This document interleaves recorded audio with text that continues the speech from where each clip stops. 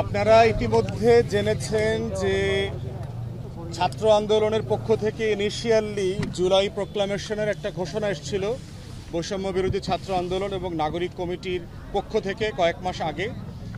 এর পরবর্তীতে গত ডিসেম্বরে আপনারা দেখেছেন যে একটা টাইম দিয়ে 31শে ডিসেম্বরের ভিতরে একটা প্রোক্লামেশন গণ অভ্যুত্থানের ফরমান ঘোষণা করা হবে, এই মর্মে একটা ঘোষণা এসেছিল।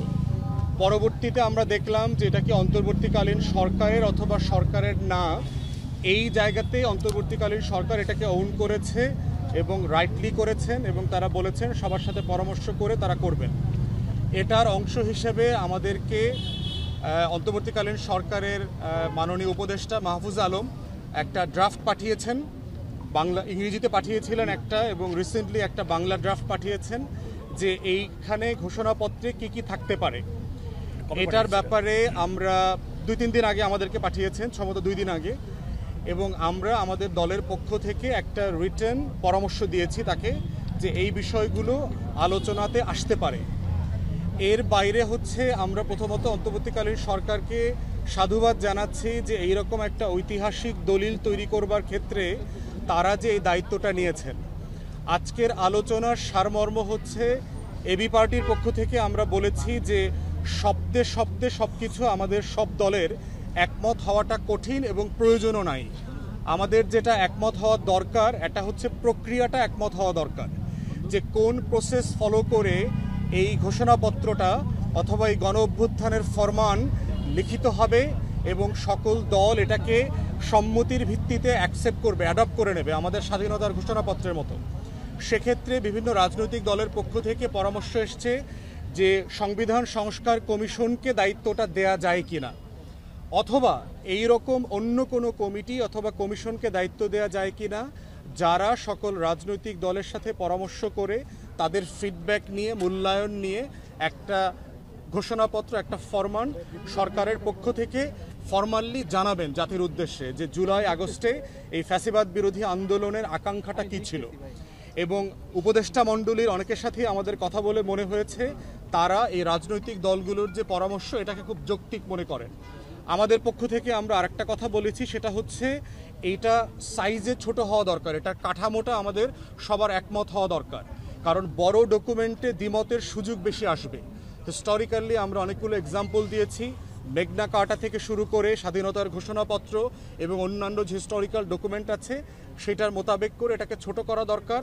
আর উপকরণের ব্যাপারে একমত হওয়া দরকার যে এই দলিলটাতে আসলে কি কি জিনিস থাকা উচিত।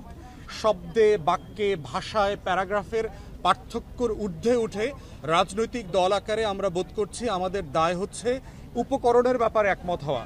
এবং এবি পার্টির পক্ষ থেকে আমাদের কয়েকটা উপকরণ যেটা এই দলিলে থাকা উচিত বলে আমরা মনে করি সেগুলো বলেছি। প্রথমত বলেছি যে এই দলিলটাতে আমাদের এই জনপদের, এই বাংলার মানুষের শত শত বছরের যে লড়াইয়ের ইতিহাস আছে, গল্প আছে, আমার জীবনের যে অসংখ্য ত্যাগ কোরবানি আছে শত শত বছরের, এই গল্পগুলোকে এখানে অ্যাকনলেজ করা দরকার।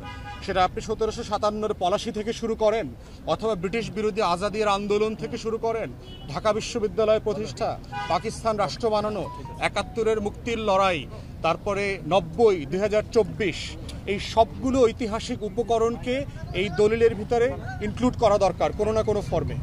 দ্বিতীয়ত হচ্ছে 24-এর গণ অভ্যুত্থানে যারা 3 মাস ধরে অংশগ্রহণ করে চরম স্যাক্রিফাইস করেছেন তারা যেমন গুরুত্বপূর্ণ, এই আন্দোলনটাকে 16 বছর ধরে রাজনৈতিক দলগুলো যে ত্যাগ তিতিক্ষা এবং মানে কোরবানির ভিতরে শাহাদাতের মধ্য দিয়ে এটাকে ধরে রেখেছেন তাদের অবদানকেও স্বীকার করতে হবে। যারা দেশে ছিলেন, বিদেশে ছিলেন, প্রবাসী শ্রমিক থেকে শুরু করে ব্লগাররা যারা ছিলেন, সবাই এই আন্দোলনে অসীম ত্যাগ করেছেন এবং অবদান রেখেছেন। আমরা কোনো অবদানকে যেন ছোট করে না দেখি, খাটো করে না দেখি। 16 বছরের আন্দোলন আর 3 মাসের আন্দোলন অথবা 3 সপ্তাহের আন্দোলন প্রত্যেকটা এই গণ অভ্যুত্থানের ফুয়েল আকারে কাজ করেছে। আমরা প্রস্তাব করেছি এই ঘোষণাপত্রে তার প্রত্যেকটা উপাদান যেন জড়িত থাকে। তৃতীয়ত বলেছি ঐক্যমতের প্রশ্ন, যে উপকমিটির মাধ্যমে অথবা সরকারি কোনো কমিশনের মাধ্যমে যদি এটা অ্যাডপ্ট করা হয় তাহলে সকল রাজনৈতিক দল এবং অংশীজনরা মিলে একমতে আসা যাবে। কারণ হচ্ছে এই লড়াইয়ের গল্পটা একত্রে আমরা করেছি, ফ্যাসিবাদ বিরোধী আন্দোলনের অংশ হিসাবে ঠিক একইভাবে ঘোষণাপত্রটাও একত্রে আমাদের সবাইকে একমত হয়ে করা দরকার। এই ছিল আজকের আমাদের সারাংশ। প্রফেসর ইউনূস সাহেব খুবই আন্তরিকভাবে আমাদেরকে রিসিভ করেছেন। ছোটোখাটো কিছু ইনফর্মাল যে দুর্বলতা ছিল সেগুলোর জন্য প্রধান উপদেষ্টা এবং অন্যান্য উপদেষ্টা দুঃখ প্রকাশ করেছেন, ক্ষমা চেয়েছেন। আগামীতে রাজনৈতিক দলগুলোর সাথে আরও বেশি সমন্বয় কিভাবে করা যায়, কাজ করা যায়, একসাথে সবাইকে নিয়ে কিভাবে এই ঘোষণাপত্র প্রণয়ন করা যায়, প্রফেসর ইউনূস সে ব্যাপারে ওনার দৃঢ়তা ব্যক্ত করেছেন এবং একসাথে কাজ করবার জন্য অঙ্গীকার করেছেন। এটা হচ্ছে আমাদের ছোট্ট ব্রিফিং। যদি কারো প্রশ্ন না থাকে, ধন্যবাদ সবাইকে।